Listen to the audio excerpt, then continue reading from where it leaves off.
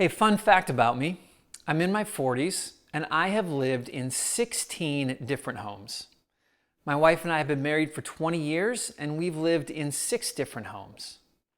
Needless to say, I've got a lot of experience in moving, buying, and selling houses. There's an interesting thing that takes place when you get ready to sell a home. A realtor comes over, takes a look around, and they'll say, all right, we need to stage this home for selling. And then they'll list a long list of things for you to do to get your home in shape for it to be sold. And I've always found this to be an interesting phenomenon that takes place in my life and in other people's lives, where we work a week, 10 days, and we get our home in like the best shape that it's ever been, just to sell it and move out. And so I've coined this phrase, and I call it stage your home for living. How do we take some of those principles, some of those ideas, some of the items on the to-do list to get our home ready for selling and apply it so that we can enjoy the home that we're living in now? And I've narrowed it down to 9 steps. Here are 9 steps that you can take to stage your home for living, for enjoying it in its best shape while you're still inside of it. Number 1, remove a third of your possessions. On the top of almost every realtor's to-do list when they come into a home is they say, you need to get rid of about a third of your stuff. And this is because homes that have fewer possessions are calmer, they're more peaceful, they seem more quiet, more spacious, larger. And so start there. Get rid of the things that you don't need and create a better environment to live in. Number 2, everything has a home. Find a place for everything that you own. Now, the reason this takes place is because when you're selling a home, sometimes you don't get a lot of warning when a potential buyer wants to come through your house. Maybe a 15-minute warning, a 20-minute warning. And so you quick run around and you're trying to put everything back where it goes so that the home looks tidy when the potential buyer walks through. Well, I have found that you can do this for your life as well. You can have it where you can tidy up, you can reset your entire home in 15 to 20 minutes. Now, you can't do it if you haven't done the first step. If you have too much stuff, then that's impossible to do. But if you've taken the first step, you've gotten rid of a third of your possessions, you've identified the homes where everything lives, it becomes much quicker than you can possibly imagine to reset your home every evening for the following day. Number 3, declutter surfaces. I'm talking about countertops, shelves, tabletops, all these items where we just allow things to accumulate.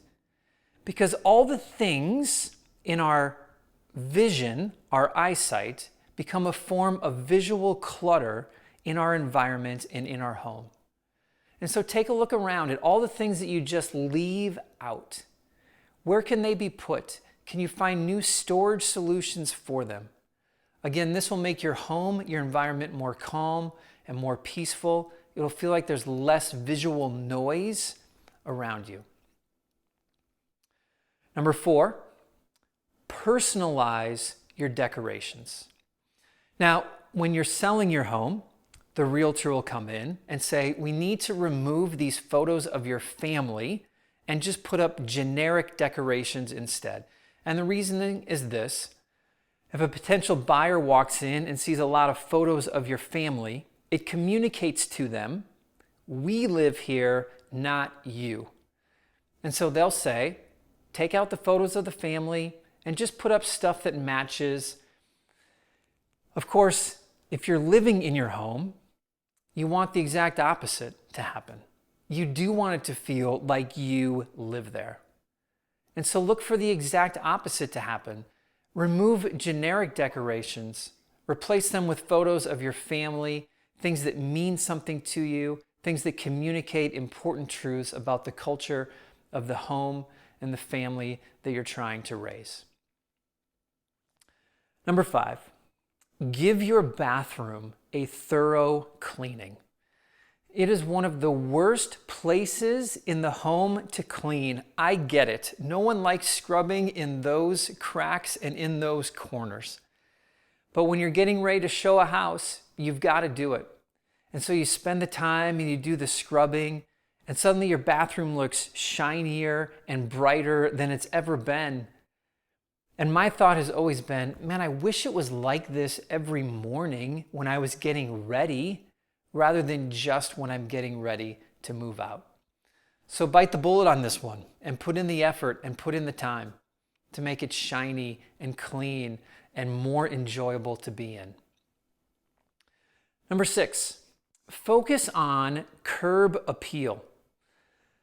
A potential buyer typically makes the decision if they're going to buy your house or not in the first couple minutes.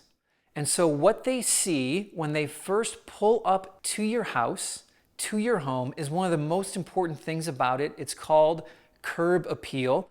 Your realtor will point it out. Of course, you drive into your driveway every single day. You leave your home almost every day. And so why not make that pulling into your driveway or pulling out of the garage an enjoyable experience? Paint the foundation, lay down the new mulch, put grass seed on the bare spots in your yard. Don't leave your kids' toys out all over in the front yard. Make it an enjoyable experience for you, just like you will when you go to sell it. Number 7, clean thoroughly. Not just the bathroom, but clean the other areas of your home as well. In most homes, we're doing the usual stuff. We're cleaning up the kitchen and we're vacuuming and we're cleaning off the table and we're making the bed. Like, we're doing the usual stuff.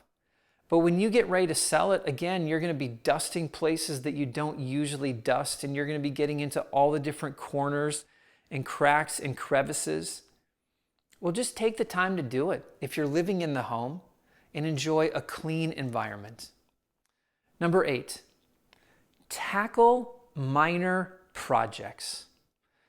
Take a little notepad around your home and notice all the little things that need to be fixed up, but you just keep putting off. The paint chips on the walls, the leaky faucet, the squeaky door, the light bulb that needs to be replaced. These are all things that when you get ready to sell it, you're going to have to do them. Just do them now so you can enjoy the space while you're living in it. And then the last one, which can be difficult, but I recommend it if you can, tackle a major project. If you're getting ready to sell your house and the inspector comes through and says you need to put on a new roof, you really need to fix that saggy spot in the deck, whatever the major project might be, you need to replace the appliances. Who knows what it's going to be? But here's what's happened to me. Here's what happens to most people. We live with the crummy roof. We live with the saggy deck, and then we get ready to sell it. And so we bite the bullet and we make the major repair. And again, we never had any chance to enjoy it ourselves. You don't necessarily have to go into debt to do this. I don't think I would recommend that. But if there is a major project that you know needs to get done, begin saving the money for it, or just make the decision to fix it today. I've sold a lot of houses in my life, and there is a reality that we are going to make our home as perfect as we possibly can before we put it on the market. But I just wanted to remind you that it's a shame if we just spruce up our home for selling. Make it perfect. Make it as good as it possibly can be every single day that you live inside it. It's time. Probably aren't going to do it in a day or a weekend, but set aside a week or 10 days and stage your home for living.